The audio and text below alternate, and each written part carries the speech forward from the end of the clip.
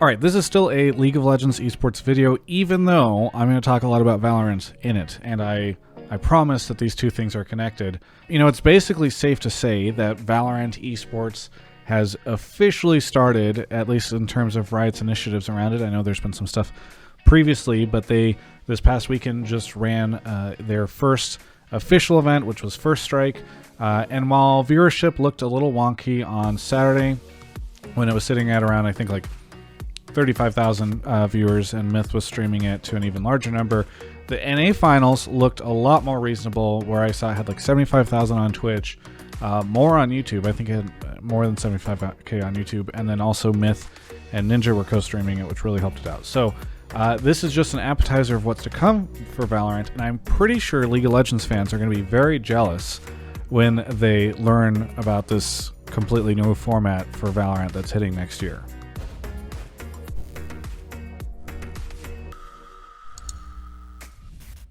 Okay, so I'm going to paint this picture for you. Imagine in January that I told you, hey, all of LoL Esports is going to be completely different. LCS, LEC, LPL, LCK, all these other regions, they're going to have a several-week tournament plan that would send you into a big international event taking place in March, where you'd get to see all the teams from all over the world compete against each other. Pretty hype, right? Well, then you have a bit of a break, you know, so the pro players after all that can kind of chill out. And then you do the same thing again in summer and fall. So you have 3 international tournaments throughout this year, all with that same format. Regional play, qualifying you into a big international event, very similar to what you see in like the CSGO major system, for instance. Then at the end of the year, you have Worlds. You still get to have Worlds. And I think you'd ask, okay, well, how do you qualify into Worlds then?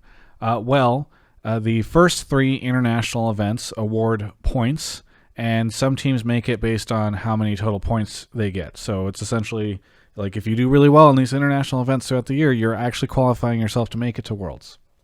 And then there's also in the fall, after that final international event, a sort of regional gauntlet that takes place with teams from your continent that also allows you to send additional teams to Worlds. So all of these different events allow you to determine which teams are going to go to Worlds, and whoever wins the 3rd international event, the one that's in fall, would get to go to Worlds and earn their team or their region an extra spot. So that puts a lot of hype on this 3rd international event, and yet all these international events don't really spoil Worlds, because they are all building towards sending teams to Worlds.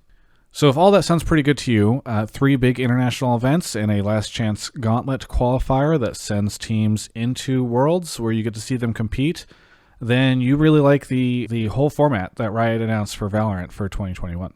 So there's a lot to dig into here. Obviously, folks who have followed other esports might be familiar. This kind of looks like a major system, right? Though you still kind of have the Worlds concept blended in. But it is also very, very different from what you see in League. At the very least, we really only have 2 big international events. I don't really count All-Stars, and Rift Rivals has been ended.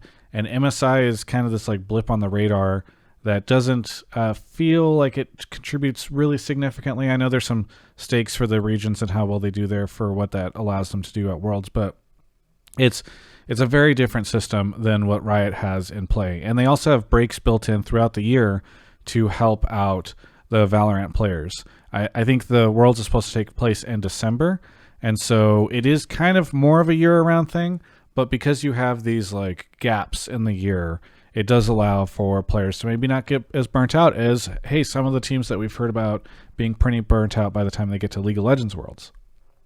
It's also fascinating to me because this is the same company that makes the League of Legends esports format for all their different regions. And so they came up with, or I guess adapted, this other strategy that stands in pretty stark contrast to the way that the LCS, LEC, LPL, LCK, all these different regions feed into Worlds.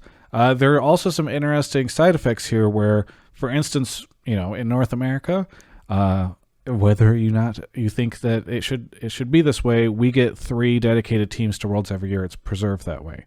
I think there's a little bit less protection for regions who are not doing as particularly well in the system, because you're earning points throughout the year at these international events. Well, what happens if your teams are not doing well at these international events? Hey, I think you're guaranteed at least one team to come in through that last chance qualifier, but it does not really guarantee you as many teams. You know, it's not like there's always going to be 3 North American teams in at Worlds, or there's no guarantee that it'll be the case, even though I think North America Valorant perhaps a little better than North American League of Legends is.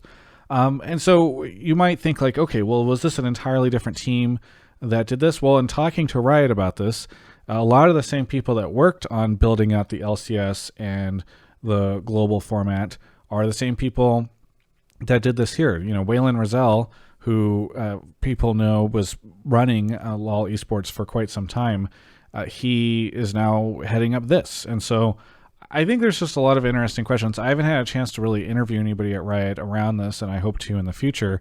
But I wonder if they felt as though this is a system that is valuable because, hey, we want to attract people from the FPS world, and you know, maybe CSGO fans are very familiar with this format, so we have to do this here. Or is it a thing where they reflected a lot on the flaws and benefits of the league side and felt like this is a better evolution?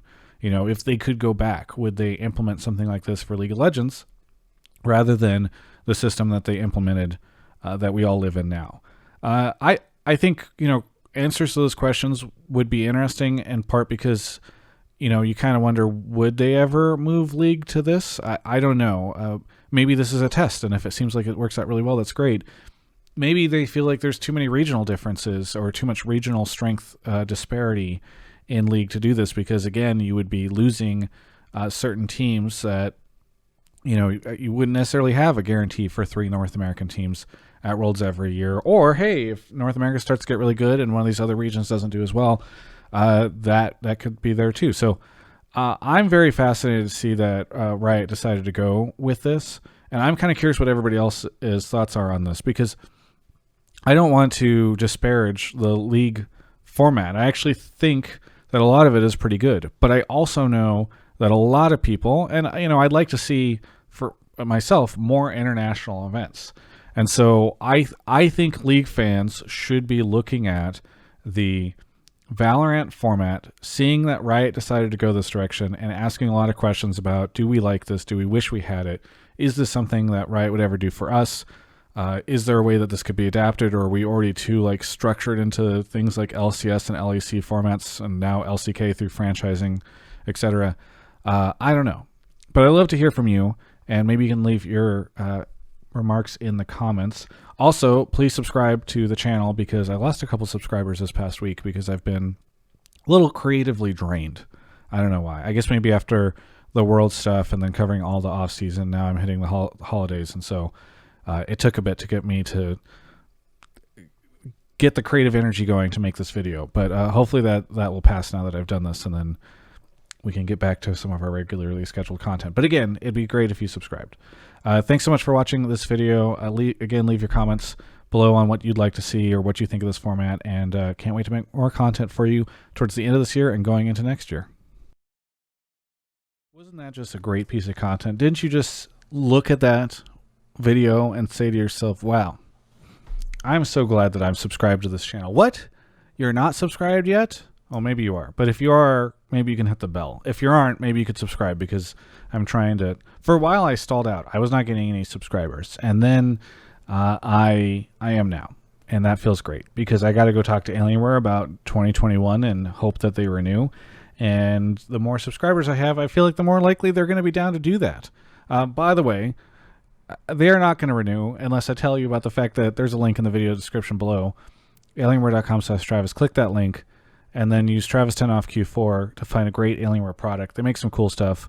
I really appreciate everything they've given us. I'm actually using a 3090 right now in this computer, because the new PC that they got me. I'm going to be streaming Cyberpunk with it. I'm excited. Oh yeah, thanks for watching.